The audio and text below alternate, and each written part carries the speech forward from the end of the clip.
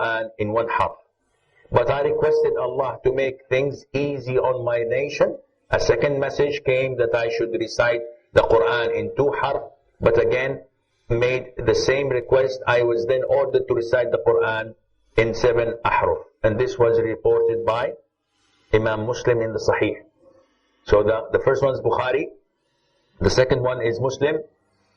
Numerous hadiths regarding this issue, also with Umar. Umar, may Allah be pleased with him, was in the masjid and he was praying behind Hisham ibn Hakim, may Allah be pleased with him. And he recited Surah Al-Furqan. And while he was praying, and then he heard something different to what he learned. So he said, I almost cut my prayer and got the man from the neck. But then I said, no, let me finish prayer. He finished the prayer and he said, who taught you this? He said, the Prophet. Alayhi liar. And he grabbed him from his neck and he pulled him all the way to the Prophet ﷺ.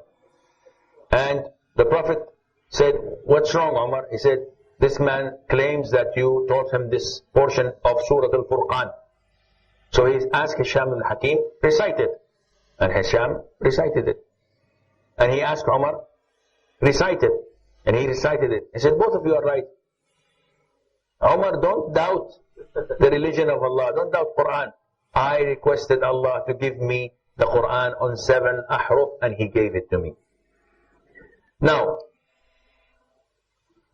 the most authentic opinion of the scholars that these ahruf refer to dialects. And as I said, we have 40 different opinions. But the majority say that this is the true meaning of ahruf. It can refer to the different ways of pronunciation. How you pronounce a word. Bismillahi majraha or Bismillahi majreha. So it's a different pronunciation. Is the word different? It's the same word. It also can refer to the different words used for the same meaning. So there are different words in the qira'at. There are different words in the qira'at. But these words have the same meaning or similar meaning. And this also may raise eyebrows. Because we know that the Quran, there's not one single letter that is different. Well, this is not the case. This is what we usually say to non-Muslims, and it was all preserved. It is preserved. But there are different changes. And you have to change this, and you have to accept these changes because this is Quran. This is ahruf. He says, oh, no, we have this only. Quran, nothing changes. No. It changes in accordance to Quran with the conditions that we will mention inshallah. And this is a science. This is ilm. This is not something we have to be biased about. So no, nothing changes. So that people would not cast doubts to us or allow them to attack Islam. This is Islam. We will not say something that is a lie, but at the same time we will not conceal the facts that are with us. Until the pen comes, inshallah, we move to the following. Do these ahruf exist today as 7 ahruf? It's an issue among scholars that they differ. Why? Now this is true. Why? Some of them say they do not exist. And this is the safest way to, avoid attacks. We call it to dodge bullets. When someone shoots at you and you do this, you're dodging it. So the best way to dodge an attack is say, no, they do not exist. Khalas, alhamdulillah. Why do you say this? Because Uthman, may Allah be pleased with him, Jazakallah khair. Okay. The word Ya ayyuha alladhina amanu, or the ayah,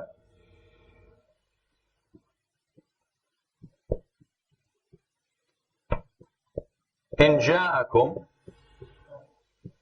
fasiqun binaba'in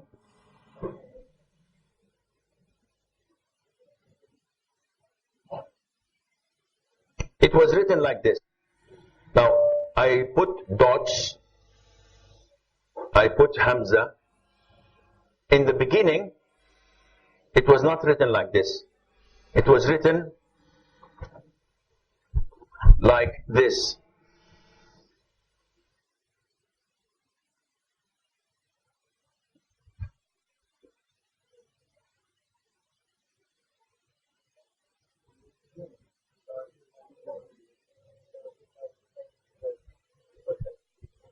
Can you read this? I can't. So, in the beginning, this is how it was written. Now, this word, فَتَبَيَّنُوا, as we recite it, can be written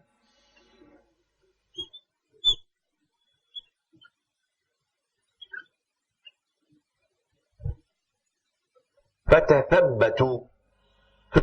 Tabayyun and tathabbut is the same. Exactly the same meaning. So there is a recitation where it says فَتَثَبَّتُوا. So if you're praying behind someone from Morocco and he says فَتَثَبَّتُوا, hey, it's فَتَبَيَّنُوا. And he says, no, this is the Quran we learned. This is qira'at so and so. Says, this is unbelievable. Quran does not change, not even one letter. Ya Shaykh, this is ahruf. And he would not accept this from you. And there is a possibility that he may reject Islam. He says, no. I know that Quran has been preserved and there is no possibility that it can change. It did not change. Did it change? This is the copy you have.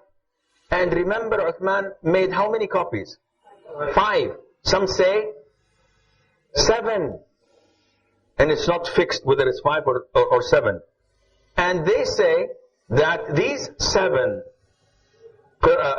copies all included different ahruf. So they wrote the Quran in a way that can join and combine all ahruf. It can be possible to recite all. But there are different wordings that are not written in this fashion. So Uthman wrote a copy. This is one of the opinions of the scholars. So the different words were used for the same meaning. The meaning did not change. If you go on to the ahruf, do they exist? Well, scholars say a portion that is compatible with the writing. It does not differ. The writing is the same. فَتَبَيَّنُوا or فَتَثَبَّتُوا. A portion of these ahruf is still exist in the Uthmanic copy. So this opinion is accepted. Whether the ahruf are dialects, this can be read, it can be recited, different dialects, because it's the same word. Whether you say tomato or you say tomato, tomato is different now because the writing is different. So it's the same word with different forms of pronunciation. When Uthman, may Allah be pleased with him, wrote these 5 copies, each one had different harf that was different than the other, which could not resemble it in writing. That's why he made 5 copies. Why not 1 copy and different? This is one of the opinion of the scholars. If there is a need to change one word as the harf was recited, this was one of the ways of doing it. So what he sent to Sham, to Damascus, was different to what he sent to Kufa. 99.9% they were identical, but there was a qira'ah. In some of the verses, he had to change something because the Prophet taught it to companions and he taught it also to others in a different fashion. But it was all from the Quran. This is one opinion. The second opinion, which is the choice of Ibn Jarir al-Tabari, may Allah have mercy on his soul, and the majority of scholars, that the ahruf nowadays do not exist, except to the ones that go side by side with the writings of the mushaf we have today. And this is why Uthman, may Allah be pleased with him, asked for the second compilation of the Quran. Why did he ask for it? Because people were different in their qira'ah. This one recites in harf, this one recites in a different harf. Now people are mixed up. So he said, no, write the Quran on the harf of Quraysh. That is it. So this is one ruling that the majority of scholars say, and it appears that it is closest to reality and to haqq of preserving the Quran. But again, can we say 100% this is the right thing? No. There are differences among scholars and we accept this. So, we finished with Ahruf. It's a very sensitive issue. And believe me, I only covered the tip of an iceberg. Because if I would like to go down, it will be very difficult. Not because the information is not authentic, because we depend entirely on the Quran and on the Sunnah. And we cannot come up with ijtihad, things from our heads and say, these qira'at exist. These are the qira'at. The ahruf. They exist and these are the 7 ahruf. 1, 2, 3, 4, 5, 6, 7. Nobody did this. And at the same time, we cannot say they do not exist entirely. But we can combine and say that the most authentic opinion is that the ahruf were given by Allah. They are 7. The Prophet knew it, alayhi salatu wasalam. The companions, they knew it. Definitely. But we do not have a distinctive ruling on what these ahrufs are. We cannot say that they are these 7. Therefore, we stand idle. We cannot say they do not exist. Because they are mutawatir. And we cannot deny anything that is mutawatir. It is definitely from the religion. It's in Bukhari, it's in Muslim, it's everywhere. But at the same time, we cannot elaborate and say they are this and this and this. We definitely know the Prophet knew it, the companions knew it. We don't have the knowledge of it, that's why we stand back and believe in it without elaborating a lot on it. We move on to qira'at, and maybe after finishing qira'at, this would a little bit clarify, a little bit, not more, inshallah. The qira'at are a particular methodologies of reciting the Quran. It's a different way of reciting Quran. So each qari has a way of reciting the Quran. Is it a different Quran? It's the same. Are they reading from the same book? Yes. But each one has a way. And this way deals with tajweed, deals with pronunciation of certain words. And instead of saying ulaik, maybe one says 4 haraka, maybe one says 6 haraka. Ma adraka, one says ma adraka. Muttasil, munfasil, mudud, imala, tafkhim. All of these things you cannot translate into English, but they are ways of tajweed that you say a word and you pronounce a word with. Qira'ah is a way of reciting. And qira'at are attributed to qari. Who is a qari? He's a person who recites, but a professional reciter. And the origin of these qira'at were when Uthman, may Allah be pleased with him, made these copies of the Quran and sent it to the regions. He did not send it by DHL. He sent it with a qari, imam. And he taught these people to, these qaris to convey and to teach the people the qira'ah which was approved by all the companions.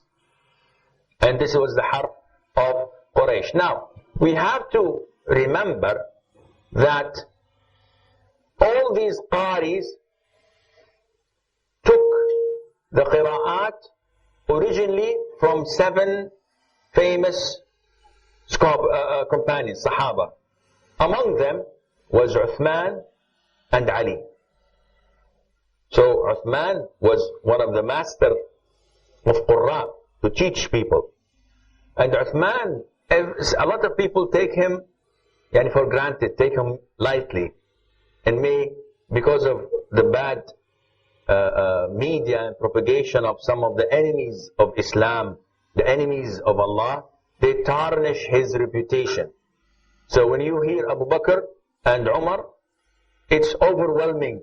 No one can come close to them. No one can say any bad thing about them, because even them, when they say bad things about them, they look on the ground and sorry, but this is what we have to say. No one can tarnish the reputation. Uthman, because his rule was longer, and there were a lot of stories that were inserted into his seerah from the liars and from those who fabricated hadith. They incorporated it into his seerah. And the seerah, unfortunately, the history was based on almost four of the enemies of Islam, who were Rafidi, Shi'i, Batini, and they put all these bad things about Ahl al-Bayt. They put all the bad things about Abu Bakr, Umar, Uthman, which all are not founded and not true. So Uthman, may Allah be pleased with him, people don't know a lot except that he was rich, and that he married not one, two of the daughters of the Prophet ﷺ, and that he gave generously to the cause of Islam. The Prophet said, "Bakhin bakh, ma darra Uthman ma fa'ala ba'da al-yawm." Nothing would harm Uthman after today. Whatever he does, Allah will forgive him. And this is a carte blanche, as they say. It is a check that is signed, and you put whatever amount you want from the Prophet ﷺ. Uthman, may Allah be pleased with him, was one of the most knowledgeable people of Quran. So when he called Zayd ibn Thabit to compile the Quran, he did not do this because he was not qualified. He was more qualified. But he wanted to be objective. He is a manager. So you do the work, I revise.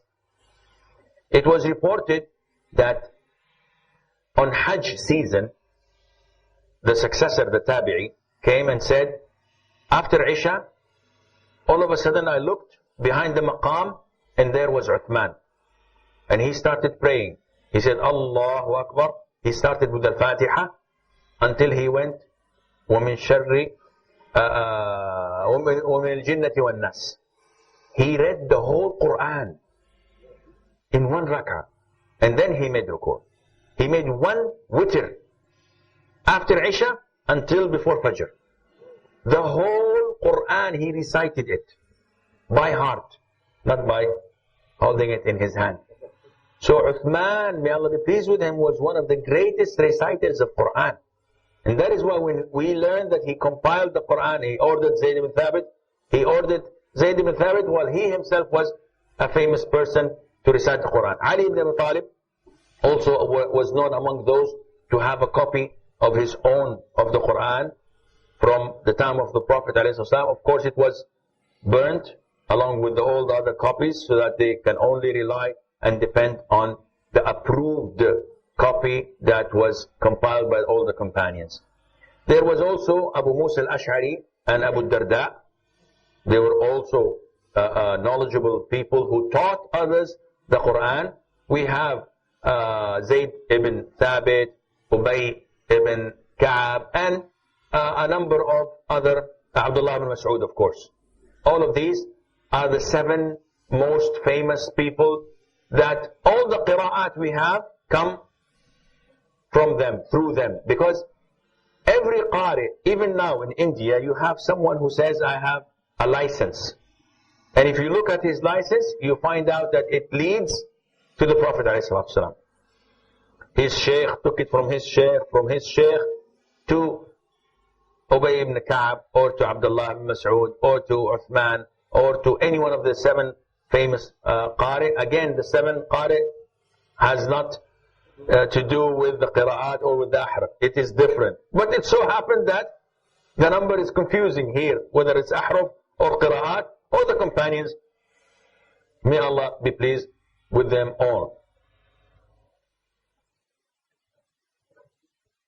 طيب, the qira'at also are attributed to the way that you recite this verse or this surah, the manner as mentioned before. And it's attributed to the 7 qari, who will mention their names, or to the 10, because there are an addition 3 qaris, and we will mention the conditions as well. Why do we attribute it to these people? Are they companions? No. Are they tabi'een? Some of them, and some of tabi'in.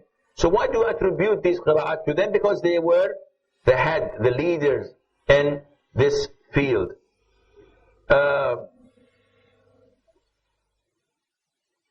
Okay.